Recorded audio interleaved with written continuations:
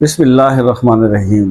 السلام علیکم دوستو، پیش خدمت ہے کسی بھی حاجت کے لیے سورہ توبہ کی آخری 2 آیات کا ایک رات کا عمل، خاص وظیفہ۔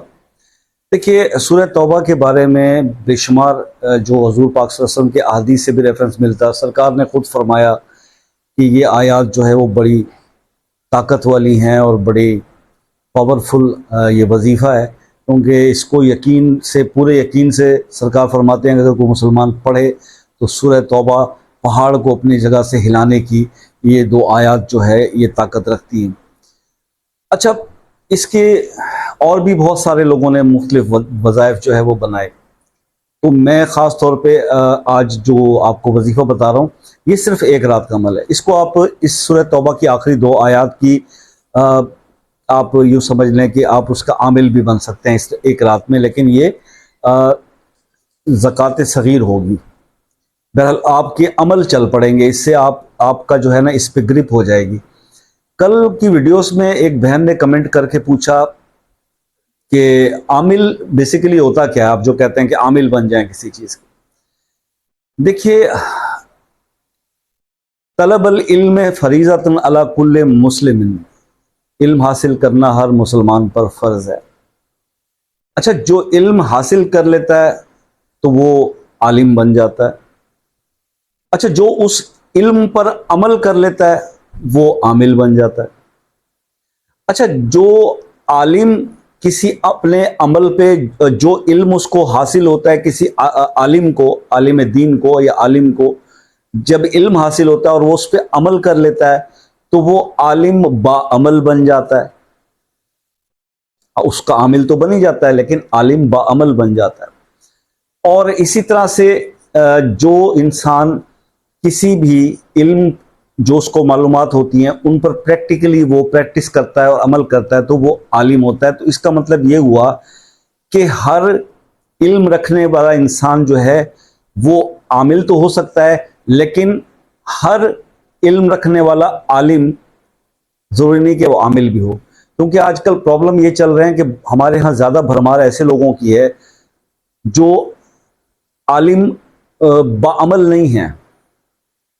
مطلب یہ ہے کہ بس وہ علم جو انہوں نے حاصل کیا ہے وہ صرف لوگوں میں پھیلا رہے ہیں، ان کا جو مطلب جس کا وہ ایک کریڈٹ لے رہے ہیں، یہ بھی بہت اچھی بات ہے۔ لیکن جب علم انسان کو حاصل ہو جاتا ہے، آگہی اور شعور اس کو عطا فرما دیتا ہے میرا رب، تو پھر ذمہ داریاں بڑھ جاتی ہیں۔ پھر رسپانسبلٹی یہ بھی ہوتی ہے کہ آپ اس علم پر دوسروں کو بتائیں، تو وہ تو نفع پہنچانے والی بات ہے کہ آپ اس کو پھیلا رہے ہیں، لیکن اس پر خود بھی بذات خود عمل کرنے کا حکم بھی اللہ کی طرف سے ہے۔ اللہ کے حبیب نے بتایا کہ وہ بہت پوچھ گچھ ہوگی اس بات پہ، کبھی اس پہ جو ہے وہ جو کوئی سستی نہ کرنا کہ آپ کے پاس معلومات ہے، علم ہے، لیکن آپ اس پر خود عمل نہیں کرتے اور دوسروں تک جو ہے وہ نصیحت میاں فضیلت بنے ہوئے نصیحت کر رہے ہیں، بس باز و نصیحت۔ تو یہ بہت ڈینجرس چیز ہے۔ جو علم انسان کو حاصل ہو اس پر عمل بھی کرنا چاہیے۔ تو خیر، ہم جو بات آپ سے یہ کرتے ہیں کہ عامل، اچھا اب عامل بن جائیں، چلو ٹھیک ہے، آپ نے کوئی علم حاصل کیا، کوئی بات آپ تک پہنچی کہ جیسے یہ سورہ توبہ کی 2 آخری آیات ہیں، اس کے بہت سارے فوائد جو ہے وہ آپ کو پتہ چلے۔ اچھا، پریکٹیکلی جب آپ اس کو پڑھنا شروع کرتے ہیں اور ایک خاص مقدار میں اس کو پڑھ لیتے ہیں تو دین کیا ہوتا ہے کہ جو اس آیت کے بیک پہ جو بھی اسپریچول ڈیوائن پاورز ہیں، جو روحانی طاقتیں ہیں، وہ آپ کے ساتھ ہو جاتی ہیں۔ جب وہ آپ کے ساتھ ہوتی ہیں تو پھر آپ کی ہر چیز میں اثر آ جاتا ہے، آپ کی دعا میں اثر آ جاتا ہے، آپ کی سوچ جو ہے آپ سوچتے ہیں اور وہ ہونا شروع ہو جاتا ہے۔ مطلب یہ، اور اللہ تعالیٰ آپ کو اپنے خاص لوگوں میں شامل کر لیتا ہے۔ جب روحانی پاورز انسان کے پاس آتی ہیں تو گناہ سے اس کا ہاتھ رکنے لگ جاتا ہے، یہ چیزیں اس کو روک دیتی ہیں، کوئی عیب اور کوئی غلط کام کرنے سے اس کی مدد کرتی ہیں۔ شیطان کمزور پڑ جاتا ہے، جو اس کا اپنا اندر شیطان ہوتا ہے وہ بھی کمزور پڑ جاتا ہے۔ تو بہت سارے بینیفٹس ہیں۔ تھاٹس ڈیفرنٹ لوگوں کی ڈیفرنٹ ہو سکتی ہیں، جو میرے ذہن میں، دل میں جو اس کی ڈیفینیشن بنتی ہے عامل کی، وہ میں نے آپ کو بتا دی۔ ہاں، جو دوسرا عامل کا ایک ایسپیکٹ ہے جو ہمارے کنٹری میں بے شمار ہے، وہ آپ یہ کہہ سکتے ہیں کہ لوٹ مار کا بازار جو ہے وہ گرم کیا ہوا ہے، اور چیٹ کرنا، لوگوں سے پیسہ بٹورنا، اور بس یہ کام جو ہے یہ عامل کے اس باعزت لقب کو آج کل بدنام کر کے رکھ دیا گیا ہے گلی کوچوں میں، ٹھیک ہے؟ تو بس یہ سارا کچھ ہے۔ اب تو بڑے فخر سے جو ہے دیواروں پر لکھا ہوتا ہے فلاں عامل بنگالی بابا کالے جادو کے ماہر۔ مجھے سمجھ نہیں آتی کہ سرکار دو عالم صلی اللہ علیہ وسلم کی احادیث سنیں تو ہمیں یہ پتہ چلتا ہے کہ جس نے جادو کیا یا کروایا یا سوچا تو وہ تو دائرہ اسلام سے ہی خارج ہو جاتا ہے، اس کی نمازیں قبول نہیں ہوتی، اور یہاں پہ بڑے فخر سے لکھا جاتا ہے کہ جناب کاٹ پلٹ کے ماہر اور یہ اور وہ۔ یہ آپ قرآن سے مدد لیجئے نا، قرآن میں ہر چیز کا علاج موجود ہے۔ آپ پر کوئی کر بھی دیتا ہے تو آپ نے پلٹ کے اس پہ جادو کا جواب جادو سے تو نہیں دینا نا، آپ نے اللہ کی مدد لینی ہے، اللہ کے کلام سے مدد لینی ہے۔ تو یہ سارا سلسلہ کار ہے۔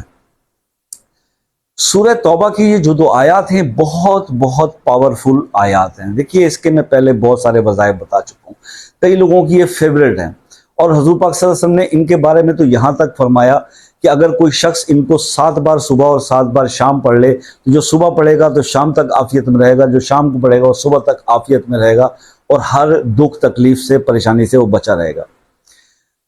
اگر ہم اس کے بارے میں صرف آپ سے یہ عرض کر رہے ہیں، جو یہ عمل آپ کو جس کے بارے میں آج یہ آپ کو بتانے جا رہا ہوں، کہ یہ جب اگر آپ عمل کر لیتے ہیں تو اس عمل کے کرنے سے آپ پر ایسے ایسے اس کے کمالات، ایسے ایسے معجزات، ایسی ایسی حیرت انگیز باتیں آپ پر کھلیں گی، آپ کے اوپر ایسی رحمتیں اللہ کی ہوں گی، ایسا ایسا کشف و ایسے ایسی جو چیزیں، اگر آپ ابھی کسی انسان کے ساتھ آپ کی فرسٹ بھی ملاقات ہو تو آپ کی اس کے بارے میں ججمنٹ اسیسمنٹ اتنی زبردست ہو جائے گی اللہ کے حکم سے کہ آپ پھر زندگی میں کہیں مار نہیں کھائیں گے۔